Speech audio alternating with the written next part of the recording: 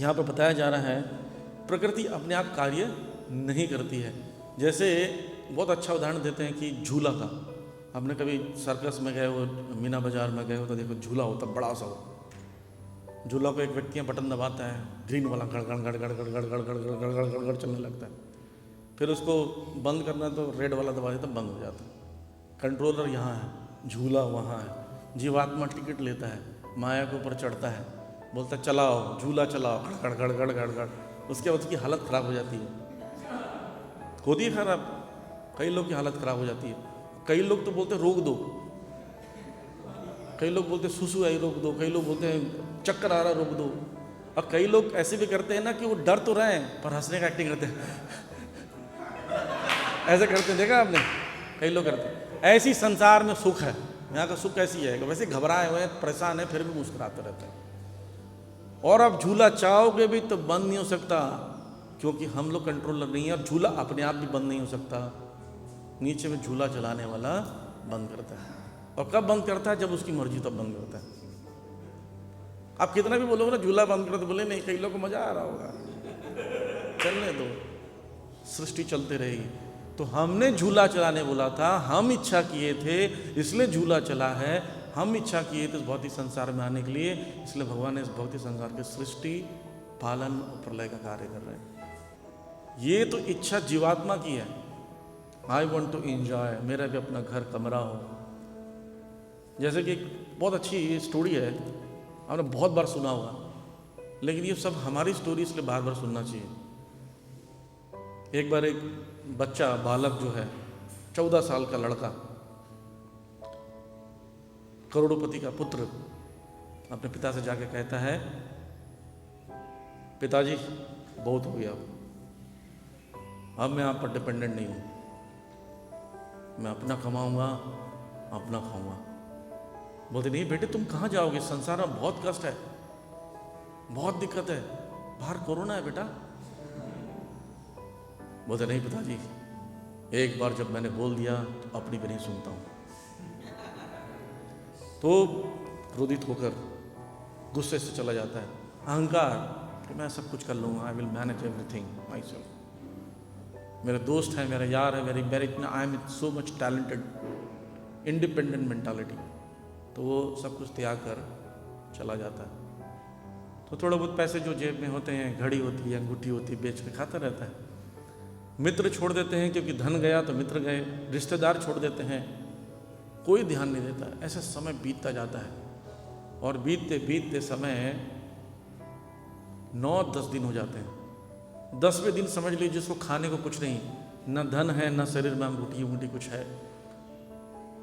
जिस जगह पर जाता नौकरी मांगने के लिए तो लोग कहते नहीं नहीं यहाँ से जाओ, तुम बहुत कम उम्र के हो, तुम्हारी क्या क्वालिफिकेशन है, पढ़ाई किया है तुमने क्या, चलो यहाँ से निकलो, सब भगा देते। बहुत दुखी, जिस दुकान पर जाता लोग धुतकार के भगा देते।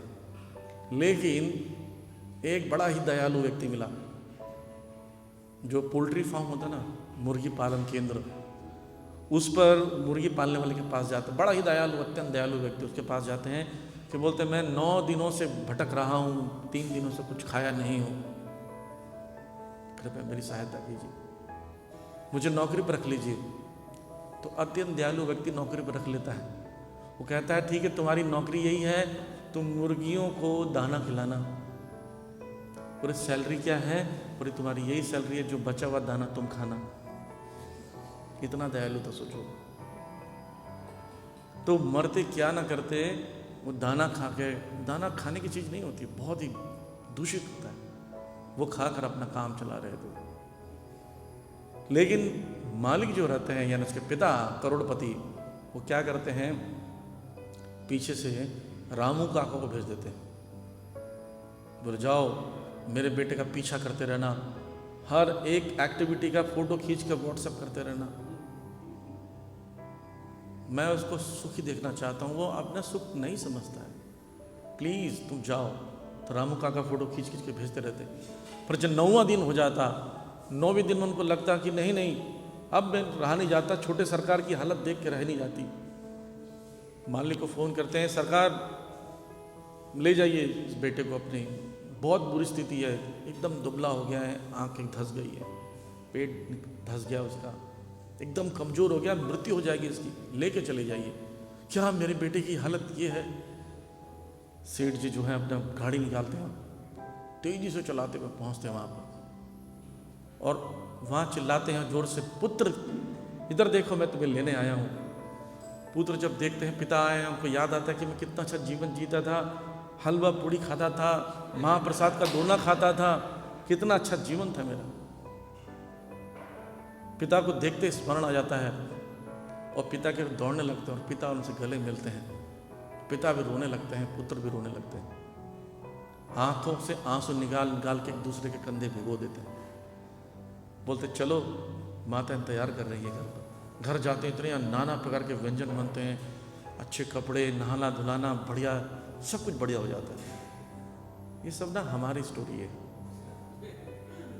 हम सब लोगों ने धोखा दिया भगवान को, इंडिपेंडेंट जीने के लिए यहाँ आ गए।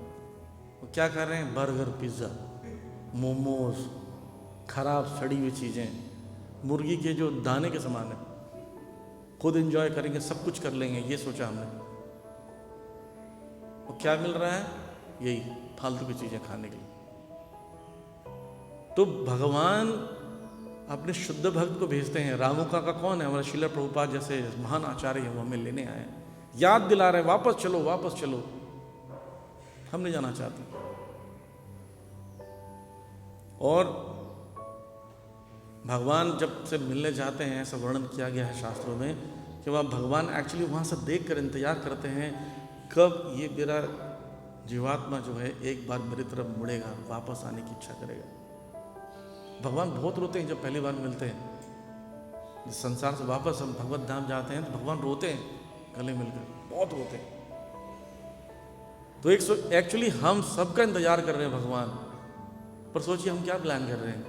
यहीं पर रहने का प्लान कर रहे हैं, सेटल होने का प्लान कर रहे हैं, अलग अलग आश्रमों में, अलग अलग दुनिया में, अलग अलग विहारों में, अलग अलग कंट्रीज में। भगवान को कैसा लगता होगा जब चाहते हैं हमें ले जाना और इतनी सारी चीज़ें कर रहे हैं, हमारे पास शास्त्र भेज दिए, मंदिर बना दिया, भक्तों को भेज दिया, खुद स्वयं भगवान चैतन्य महाप्रभु रूप में आ गए कि चलो अब कब तक सोओगे माया रूपी पिशाची गोद में। जैसा कि एक बार इसलिए राधा गोविंद स्वामी महाराज से किसी ने पूछा था कि भगवान ने माया क्यों बनाया। महाराज बड़े क्रोधित हुए, मुझे माया क्यों बनाया पूछते हो?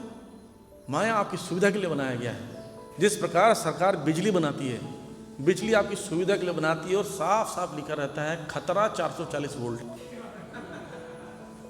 और जबरदस्ती आप उसमें उंगली डालोगे तो सरकार क्यों दोष देते हो उसका? आपके घर में एलपीजी सिलेंडर आता है, गैस सिलेंडर आता है, लिक्विड पेट्रोलियम गैस आता है आपके घर पर, साफ लिखा रहता है इसको सावधानी से प्रयोग करें और बंद कर दें। दुरुपयोग करें तो फट जाता है, किसका दोष है? गवर्नमेंट का दोष है? नहीं, गवर्नमेंट का दोष नहीं है। गवर्नमेंट आपकी सुविधा के लिए सब कुछ दे रही है। वैसे ही माया हमारी सुविधा के लिए बनाई गई है। क्या सुविधा? धर्म अर्थ काम मोक्ष। हमारे एक आचार्य कहते हैं, वीर राघव आचार्य करते हैं, धर्म अर्थ काम मोक्ष के लिए ये दिया गया है। लेकिन हम क्या करते हैं? बाकी सब नॉनसेंस चीज़ों में लगे रहते हैं।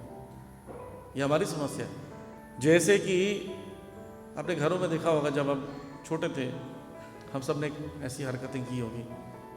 घर में जैसे कोई मेहमान आता है तो चाय बिस्किट नमकीन रखा रहता है, तो वहीं बच्चा वहीं पहुंच जाता है, अंकल जी हारे कितना, अंकल जी क्यों? पता? क्योंकि उसको चाहिए बिस्किट। और थोड़ा भी कुछ या बिस्कुट उठा लेता है, बदतमीजी करता है, तो पिताजी देखते माँ की तरफ, समझाओ इसको। और माँ ले जाती दूसरे कमरे में, समझाती है उसको, समझ जाता है तो यहाँ पर आके सॉरी कहता है, सॉरी पापा अब नहीं करूँगा।